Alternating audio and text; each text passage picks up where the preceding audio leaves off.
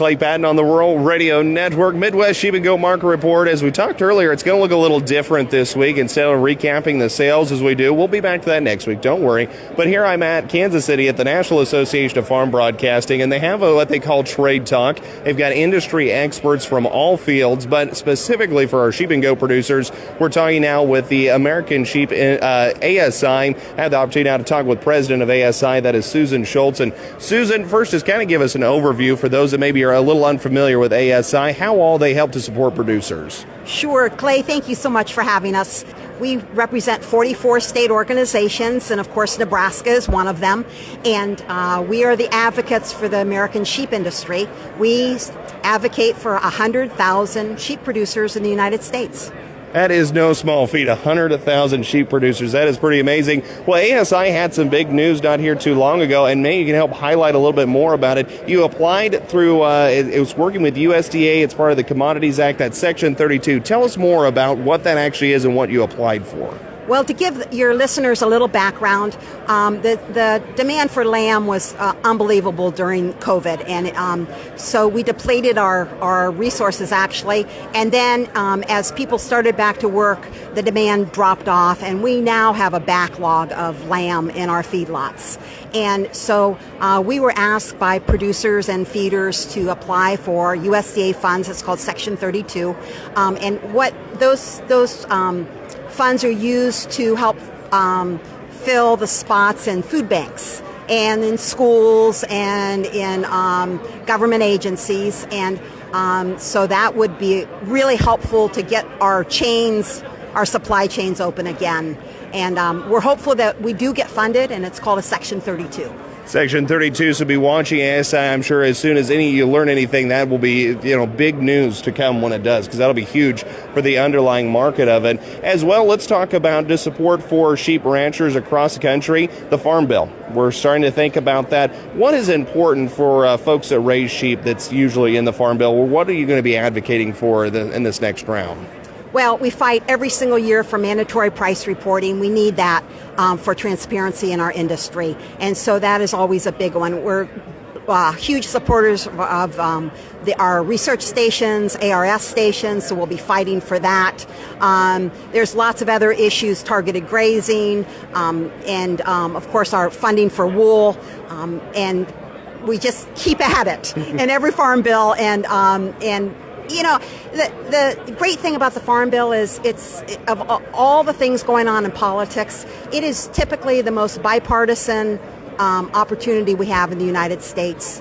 We have both Republicans and Democrats that believe in American agriculture, and we hope that will be the case this time around. Definitely, we hope that continues to be it, because at the end of the day, we all eat at the same table. We need to support our farmers and our ranchers. So, Susan, we appreciate it. Let's talk a little bit about your operation as well, based in Ohio. What is the market there looking like right now on the sheep side? Well, we have a market called Mount Hope, and it's in Ohio, and it's what we typically say in the sheep industry is non-traditional. But that encompasses lots of different, not only new immigrants to the United States, but families that traditionally have had lamb at their tables. And takes a little bit of a smaller lamb than what we typically raise out west. And that market has stayed really steady. In fact, it got crazy high for a while. But now it's very steady, because I'm telling you, there's folks that just love lamb. That is always exciting to hear, and so glad that we continue to see that type of regional or demand kind of in our smaller locales, and instead of having to ship it across the country, we're building it from the ground up there. What would you say to somebody that's maybe interested about getting into the sheep industry? Why? There are tremendous opportunities. Number one, if you have young children, for 4-H and FFA project, that's how many of us started. And honestly, it's a wonderful project for young people. But beyond that, now that we're talking solar arrays and vineyards in so many parts of the United States, the demand for flocks of sheep to graze those solar arrays and those vineyards is off. We can't even meet the demand for that. People don't want to use pesticides. They don't want to use mechanical harvesting. And so to bring in a flock of sheep, you can't use goats. Sorry about that. They climb all over them. And cattle are too big, but sheep are the perfect animal. So I mean, there's honestly, besides the lamb and the wool, which, we could talk about all day, there's all sorts of new opportunities for sheep. That is great to hear. Great to hear. Again, that is Susan Schultz. She is ASI president at the current time. And Susan, we appreciate the time. And yes, those goats climbing. We learned that, the hard way when we left the tailgate down on the pickup, and you find them on top of it in the next instance. But Susan, we thank you so much for the time talking with us here at Trade Talk. Before we close out, though, I want to make sure final closing thoughts, maybe something important I overlooked in the course of our conversation. No, Clay, we just appreciate it. And again, if people want to diversify their operation, they ought to look at sheep. There you go. Look at those co-op grazing systems, or just look outright at how sheep can help implement on your operation. You're listening to the Midwest Sheep and Goat Market Report on the Rural Radio Network. Clay Patton on the Rural Radio Network. Welcome back to the Midwest Sheep and Goat Market Report. As you can hear in the background, this sounds a little different than our usual weekly conversation where it's just me in a studio. I have the opportunity this week to be at the National Association of Farm Broadcasters in Kansas City, Missouri. It's where I get access to a whole host of industry experts. When it comes to our Midwest sheep and goats, who better to talk with than the American Lamb Board? And I have Sally Sholey sitting with me, and Sally's a board member, actually currently serving as secretary on the American Lamb Board. Sally, we appreciate the time. First, give us an overview. American lamb post-pandemic, seeing a little bit of a different market as a whole. We are. We saw a big shift in what we're able to sell. Most of the lamb was going into food service and primarily fine dining. And when that segment disappeared, thanks to the pandemic, we didn't want to leave lamb producers kind of on the brink of what do we do with all our lamb, and packers had the same problem too. So we developed a relationship through the board with Tzatziki's Mediterranean Cafe. They have 90 restaurants in 16 different states, and although they already sell lamb, they developed a double patty, 100% American lamb burger. And it kind of has a Mediterranean flair. It was very popular. And with the promotion, they sold so many and just kept selling them all summer long. A lot of them kept it on the menu. So that was the first taste of American lamb for a lot of people, and I think they enjoyed having it.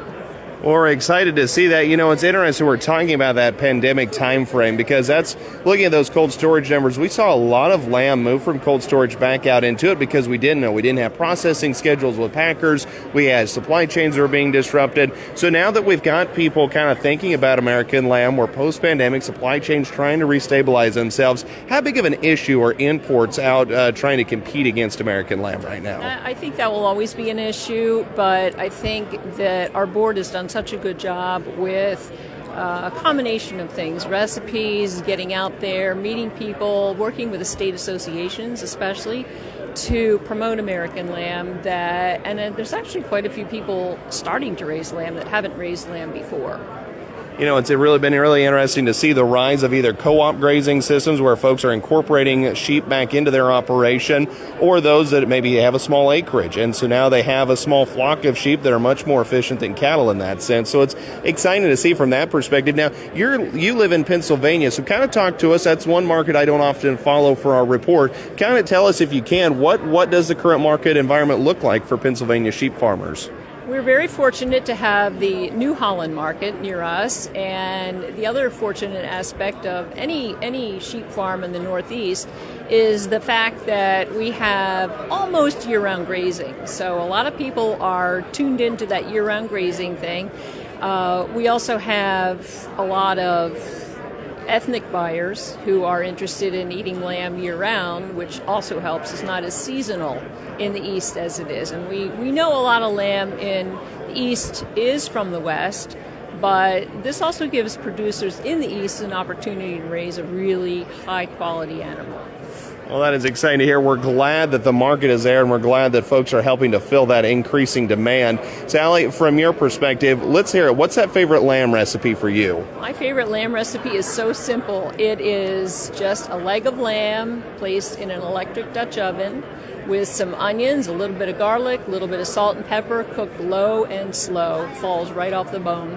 I actually had a chef recently tell me that is about the best way that you can cook leg of lamb. So it seems that is a reoccurring trend. I love to hear it. Sally, we appreciate the time kind of talking to us about what the American Lamb Board is up to, how they're continuing to improve that domestic demand for U.S. lamb. Anything else that you'd like to talk before we wrap up the conversation? Yeah, one of the educational efforts that we did, the first one was held before the pandemic. It was called the Lamb Summit. Because it's so important that the first taste of lamb people have is a positive experience. And that comes from good management techniques, good husbandry. And this brings together people from all over the United States. So we had the second one in East Lansing, Michigan this past summer. And that one kind of focused on direct marketing because that's how a lot of lamb, especially in the East, is sold. So that gave producers an opportunity to learn more about direct marketing and what they really should be paying attention to as far as production. For producers to be able to take advantage of opportunities like that, what website, what social media channels do they need to be watching? AmericanLamb.com. AmericanLamb.com, that is that simple. That is Sally here. She is a board member on the American Lamb Board, and we're here at the Trade Talk for the Midwest Sheep and Goat Market Report on the Rural Radio Network. I'm Clay Patton.